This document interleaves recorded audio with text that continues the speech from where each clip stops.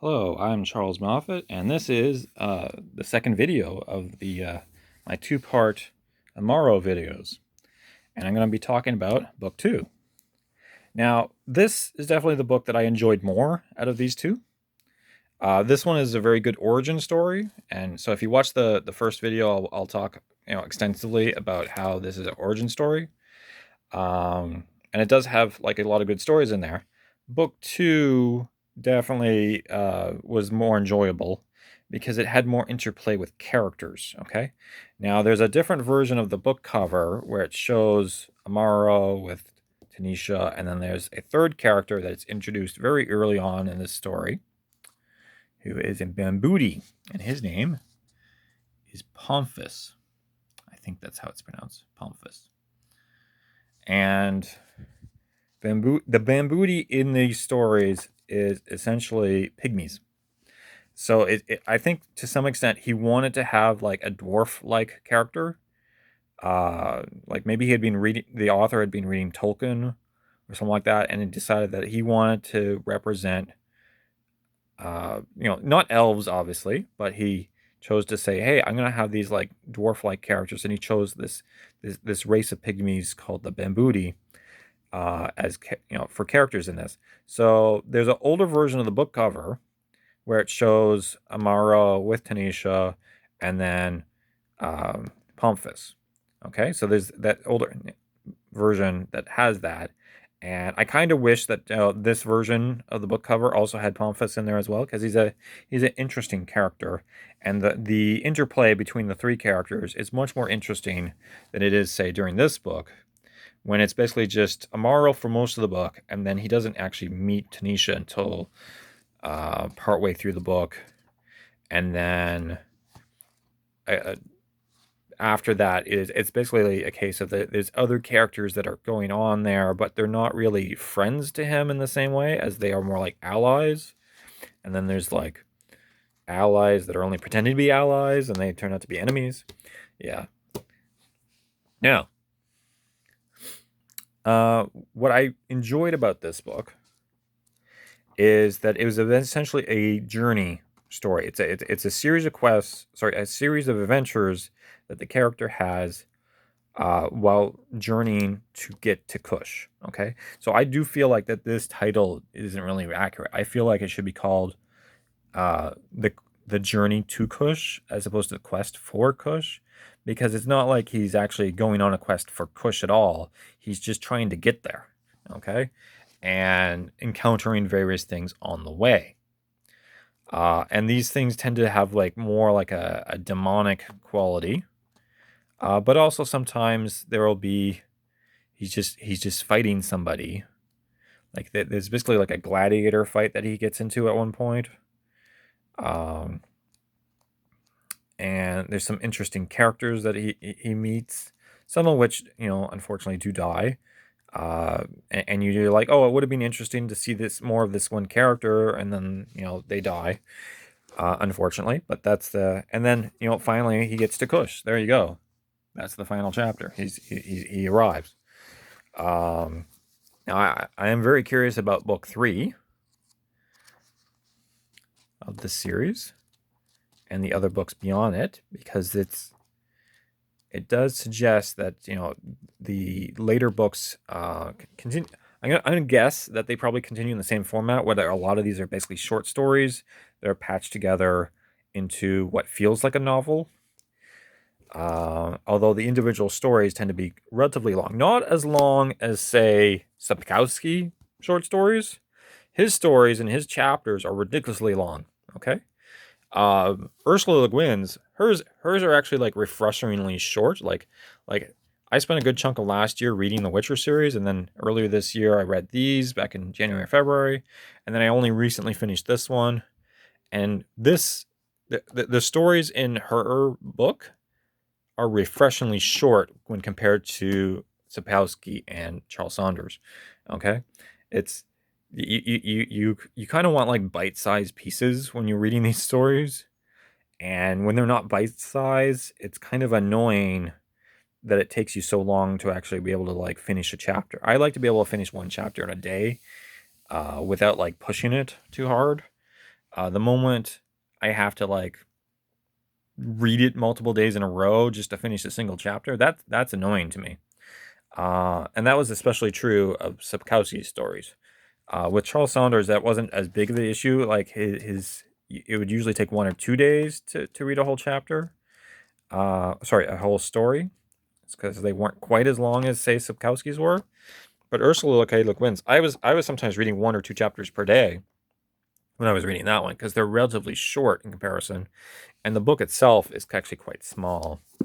Because you look at this and you say, okay, well, it's like, okay, it's counting the actual book part itself, it's like 256 pages, roughly, and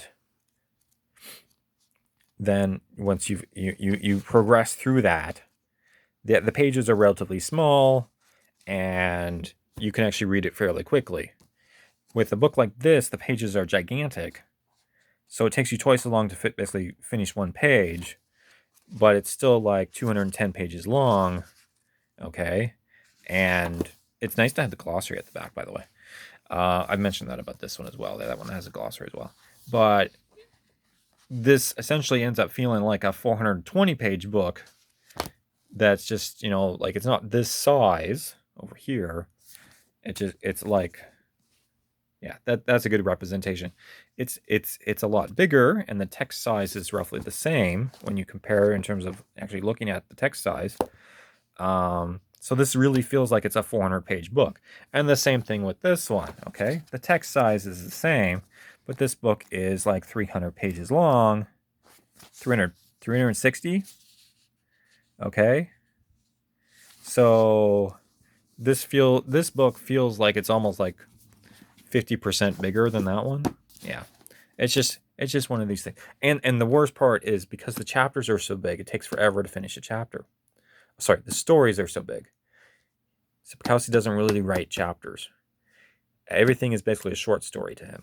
Like even his other Witcher books, that everything is basically short stories. Like officially, this is supposed to be an anthology, and then the second book is officially an anthology.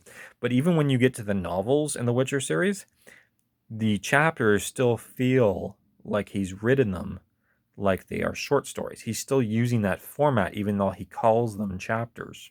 Okay? So his stories still end up feeling like a collection of short stories. Okay? Okay, back to this. I really enjoyed this. Like you read the first book and then you read the second one, and right away you're drawn in. You say, "Hey, I want to read book 3," and you just like looking forward to reading book 3 eventually. It's just, my problem is just like, how do I get book 3? Now I am going to mention a few things here, and that is the pronunciation of certain words. Like I will look at certain words in here. Where's a good example? Okay, Mashatan, I don't have a problem with. That one's easy to pronounce. Mashatan are the demon gods within this world, and they play a large role in the story. Like Haramia, no problem. That's a giant horde of bandits. It's a word that describes that. Ilyasai, that's not such a problem. What I have a problem with is when you get to the ones like Nagambe, or is the G silent or is the N silent? I don't know how to pronounce that. And there's a bunch of words like this where it's just like, okay, I don't know how to pronounce that. And it's not really explained how to pronounce that. Nyambani. Nyambani? Yeah, I think that's how it's pronounced. That one's not so bad. Omayo, Pombe, Serafus.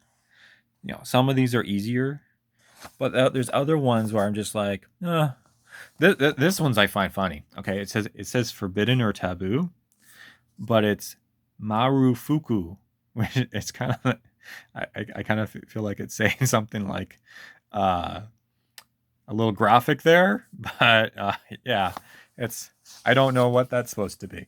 I do kind of wonder if he put like certain words in there to make it sound different. Now, Yug Thugathoth. Okay, so that's the name of a Mashatan god. But Yug Thugathoth sounds very much like a certain name from the Conan stories, specifically ones by Elspreg de Camp. So, yeah. Anyway, very good books as far as that goes. I definitely want to read the third one in sometime in the future. I am going to take a break from reading these for now, at least, because I have like a giant stack of books that I also need to read. It's the same thing that I basically did with the Witcher series. At the end of last year, I basically said, okay, I'm not going to read any more Witcher books until after I see the second season of The Witcher, which is supposed to come out in August. Now, getting back to this I think would make a very interesting TV show. I don't think you could make these stories into a movie series. It's because they're short stories. I don't think that it would work well making it into a movie. I think it would make much more sense if it was a TV show and then each episode of the TV show focused on a single short story. Okay. It is, and the same thing with Conan. I think they made a mistake when they made Conan movies. I think they should have made that into a Conan TV show. And maybe it would have been a little bit like the Incredible Hulk TV show in that respect, where everything's episodic and you focus on a single short story on each one. That works for me in terms of translating the short stories into a visual format. The moment you try to mash everything together into a movie, you're going to lose pieces and you're going to upset some of the fans of the original books. Now, not to say that the Conan movies are bad, but they definitely don't adhere to the story as depicted in the original books. Okay. And then the same thing, when they came out with like the Conan video games, and then they just said, hey, let's make another Conan movie and let's, put a different actor in it. I think one of the reasons why that movie did so poorly with respect to reviews is because they were basing it on the video game and not on the books. And it's a huge fundamental problem when you start ignoring the source material and focusing on a game instead, because the people who make these games aren't going to necessarily have the same level of quality when it comes to storytelling. Anyway, Charles Saunders is a really good author. He unfortunately died last year, and I definitely recommend his books. These are very good books. And for anybody who's into Afrofantasy or sword and sorcery, these are definitely some good books to read. Now, coincidentally, I'm going to mention this right here. Wizard of Earthsea. Now, the author never says, like the author doesn't make, this is not Afrofantasy. But there is a thing that the author talks about here in the back about how she made the characters dark-skinned. Okay? So if you look at this section right here,